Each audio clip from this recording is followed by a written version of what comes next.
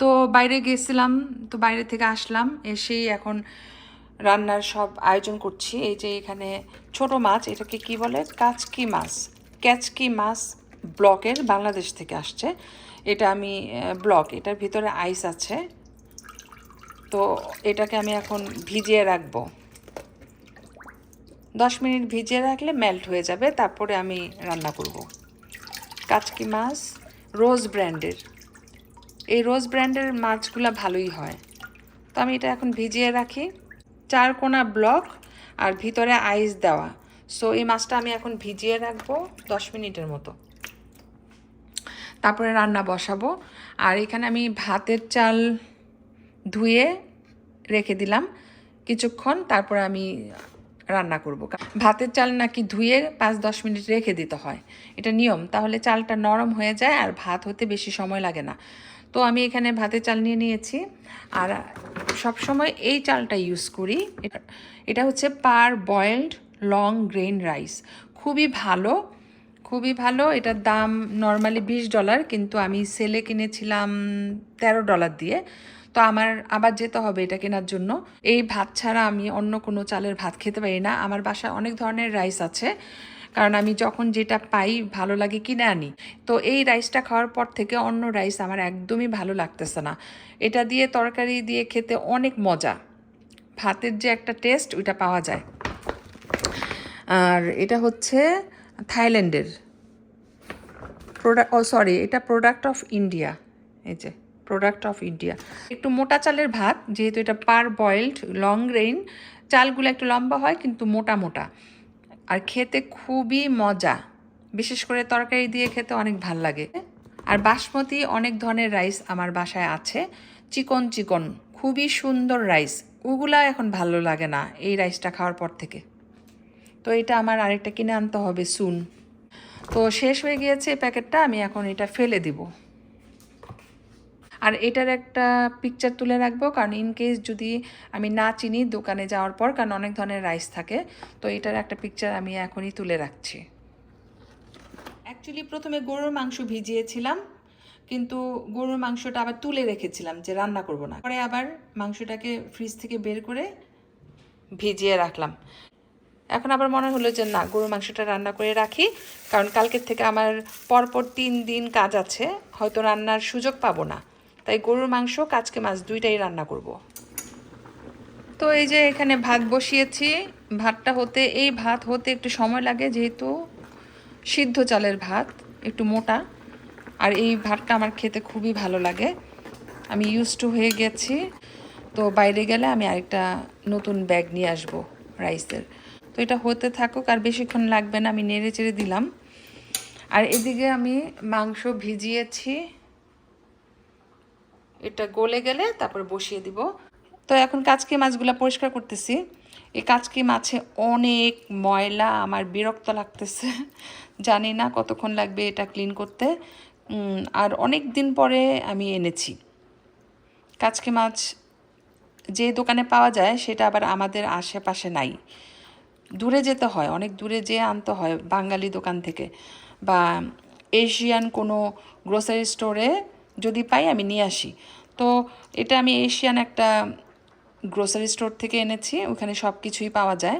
বাংলাদেশি রোজ ব্র্যান্ডের কাচকি মাছ, কিন্তু এত ময়লা, এই যে ময়লাগুলো ভাসতেছে, শুধু কালো কালো পানি না, সাথে লম্বা লম্বা কালো কালো, এগুলা আই থিঙ্ক শ্যাওলা, পানিতে মাছের সাথে শ্যাওলা থাকে, ওই এখানেও এই শ্যাওলাগুলো আছে।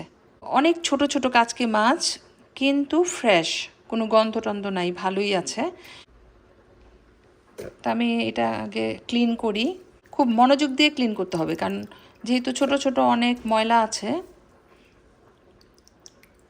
ধৈর্য সহকারে মনোযোগ দিয়ে আমাকে এখন এটা ক্লিন করতে হবে। তো কাচকি মাছটা অনেক কষ্ট করে ধুইছি, এই কাজ আমি এটা ঢেলে দিচ্ছি, সব মশলা মেখে নিলাম, হাত দিয়ে মেখে এখন একবারে বসিয়ে দিলাম। এটাকে হাত মাখা বলে, এভাবেই রানতে হয় ছোট মাছগুলা। মাছটাকে ভালো করে ধুয়ে তার পানি ঝরিয়ে নিয়েছি, তারপরে পেঁয়াজ, কাঁচামরিচ, রসুন, হলুদ, মরিচ, জিরা এগুলো দিয়ে ভালো করে মাখিয়ে সামান্য একটু তেল দিয়ে আমি রেখে দিয়েছিলাম 5 মিনিটের মতো ম্যারিনেট করতে। তারপরে আমি বসিয়ে দিয়েছি একবারই, এটাকে হাত মাখা বলে। তো সাথে এই যে লাল লাল মরিচ দেখতে পাচ্ছেন, এগুলো কিন্তু শুকনা মরিচ না, কাঁচা মরিচ, বাট পেকে গেছে। তো এটা হচ্ছে পাকা কাঁচা মরিচ। তো যাই হোক, এখন আমি লবণও দিয়ে দিয়েছি একবারে, আর লবণ দিতে হবে না। এইভাবে রান্না করলে কিন্তু মজা হয়, যে কোনো ছোট মাছ এইভাবে রান্না করা যায়। একবারে মাখিয়ে বসিয়ে দিলে আরও ভালো হয়, মাছগুলো ভাঙে না। কিন্তু যেহেতু এগুলো অনেক ছোট ছোট গুঁড়া মাছ, যদি আমি মশলা কষায় রান্না করতে যেতাম তাহলে নষ্ট হয়ে যেত, ভেঙে যেত নাড়াচাড়াতে। সেজন্য আমি সব মশলা দিয়ে একবারে মেখে বসিয়ে দিয়েছি। এদিকে আমার ভাত হয়ে গেছে, গরম ধোয়া বের হচ্ছে। আর গরুর মাংস ধুয়ে নিয়েছি। আমি ওদেরকে বলেছিলাম যে হাড্ডি কম দিতে, ওরা বলছে যে আপু হাড্ডি কমই আছে, মাংসটা ভালো হবে। কিন্তু বাসায় এনে দেখি যে হাড্ডি কম ঠিক আছে, কিন্তু অনেক বড় বড় চর্বি দিয়েছে। এই যে এরকম চর্বি তো খাওয়া যায় না, এটা শরীরের জন্য ভালো না, আনহেলদি। কিন্তু কি আর করা, কিছু চর্বি আমি ফেলে দিয়েছি আর কিছু রেখেছি। হাড্ডি কম কিন্তু মাংসের মধ্যে চর্বি বেশি, এমনই হয়। তো যাই হোক, এই মাংসটা আমি এখন রান্না করব। এখানে ভাত হয়ে গিয়েছে, এখানে কাচকি মাছ হাফ ডান। কাচকি মাছ হতে বেশি সময় লাগে না, হয়ে যাবে। তো মাছটা আমি না ঢেকে রান্না করেছি, আর সবশেষে একটু সরিষা তেল দিয়ে দিচ্ছি, তাহলে ফ্লেভারটা ভালো হবে। এটা হচ্ছে মাস্টার্ড অয়েল পিওর। তো এই সরিষা তেলটা আমার খুবই পছন্দ, অনেক কিছুতে ইউজ করি। এটা অলমোস্ট শেষ হয়ে যাচ্ছে, আরেকটা কিনে আনতে হবে। তো সব সাইডের থেকে তাপ লেগে মাছটা ঠিক মতো সিদ্ধ হবে, সেজন্য আমি এইভাবে লো হিটে রান্না করতেছি। আর এখানে আমি গরুর মাংসের জন্য সব ধরনের গরম মশলা পেঁয়াজের সাথে ভেজে নিচ্ছি। নিউ ইয়ারে গরুর মাংস খাওয়া হয়েছিল, ভাবছিলাম আর খাবো না, কিন্তু আজকে হঠাৎ করে মনে হলো যে না, আবার রান্না করব, আবার খাবো। ওয়েদারটা তো এখন ঠান্ডা, বাইরে স্নো, এরকম ঠান্ডা সিজনে কিন্তু রিচ ফুড, গরুর মাংস, পোলাও, বিরিয়ানি, খিচুড়ি খুব ভালো লাগে। তো যাই হোক, রান্না করি। এই যে মাংস ধুয়ে রেখেছি, এখানে মশলা সব রেডি। আর আদা রসুন ফ্রিজ থেকে বের করে দিব। তো ফ্রিজ থেকে আমি প্যাকেটটা বের করে নিই। এই যে আদা রসুন ব্লেন্ডারে ব্লেন্ড করে রেখেছিলাম, আপনাদের সাথে তো আমি শেয়ার করছি। এখান থেকে আমি কয়েক টুকরা আদা আর রসুন নিয়ে নিচ্ছি। তো আদা রসুন আমি দিয়ে দিয়েছি পরিমাণ মতো। পাতিলটা একটু নড়াচড়া করছে, কারণ এক হাতে আমার ক্যামেরা, আমার পাতিল ধরা উচিত ছিল কিন্তু ধরতে পারতেছি না ক্যামেরার জন্য।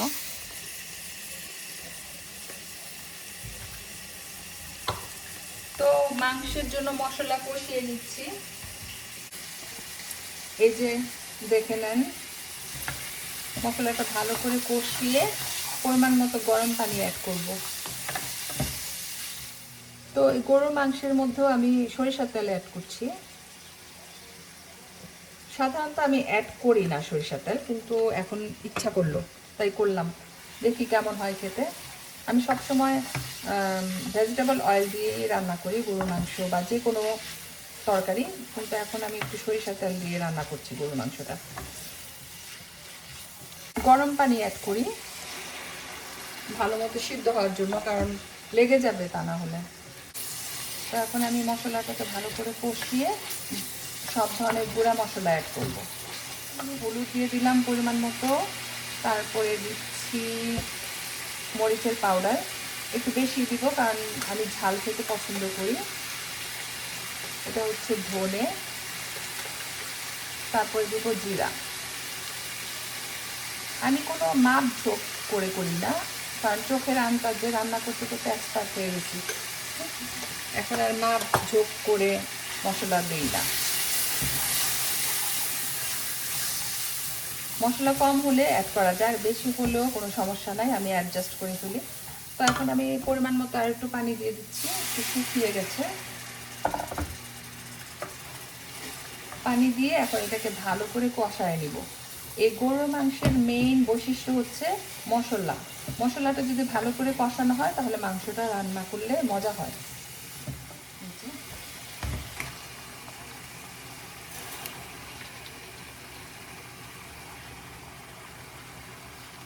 একটু বেশি করেই রান্না করতেছি যেন আমার 2-3 দিন চলে যায়, কারণ কালকে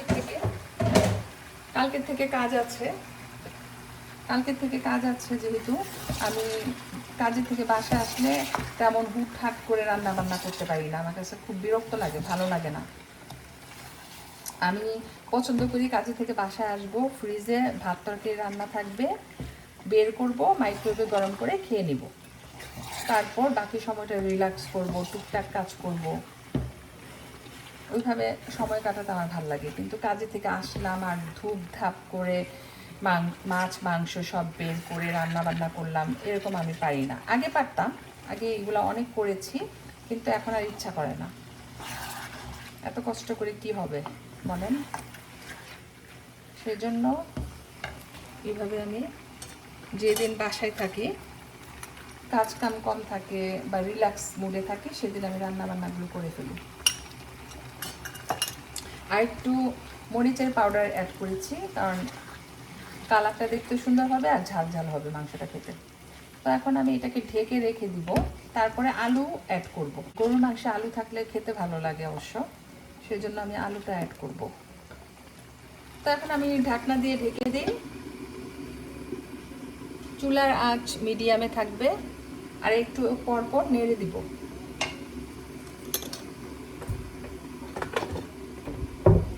তো রান্নাটা আমার অলমোস্ট হয়ে গিয়েছে। আমি তো এখনই রান্না করেছি আপনাদের সামনে, ভাত রান্না করেছি, কাচকি মাছের তরকারি হয়ে গিয়েছে, আর এই গরুর মাংসটা হয়ে গেলে আমার রান্না শেষ।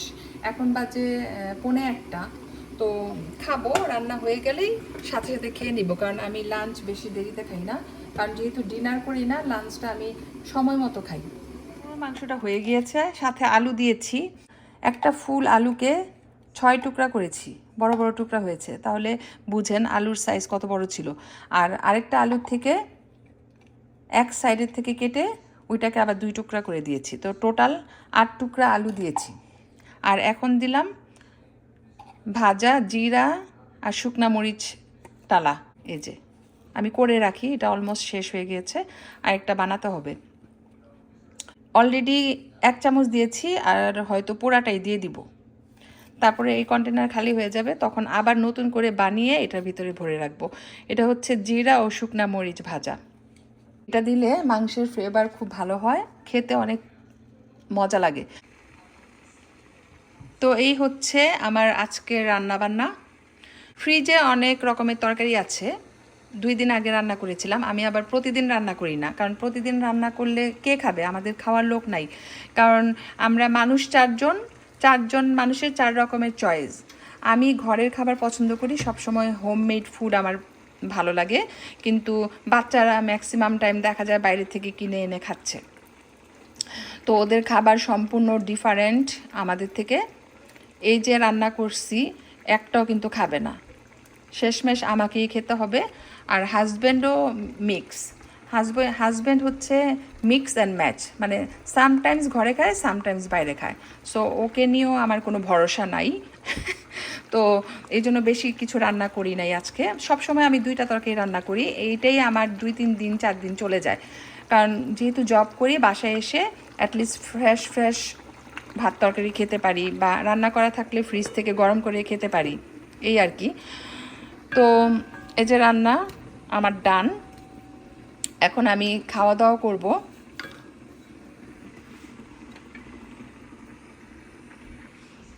আরেকটা জিনিস শেয়ার করতে চাই আপনাদের সাথে, এই যে দেখেন কি একটা অবস্থা, স্নো পড়তেছে, এই যে দেখেন স্নো পড়তেছে, সাদা সাদা পোকার মতো স্নো পড়তেছে সারাদিন।